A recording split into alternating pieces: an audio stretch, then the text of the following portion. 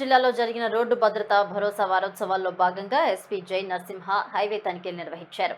అదే సమయంలో అకాల వర్షాల కారణంగా తడిసిన ధాన్యాన్ని రోడ్డుపై ఆరబోస్తున్న రైతులను ఆయన గమనించి వారితో మాట్లాడారు. దేశానికి రైతు వెన్నెముక లాంటి వాడని ఆయన పేర్కొన్నారు. రైతులు దళాలను నమ్మవద్దని, నాణ్యమైన విత్తనాలనే కొనుగోలు చేయాలని సూచించారు. రైతులకు ఎలాంటి సమస్యలు ఇబ్బందులున్నా నేరుగా పోలీస్ స్టేషన్కు వచ్చి ఫిర్యాదు చేయవచ్చని తెలిపారు.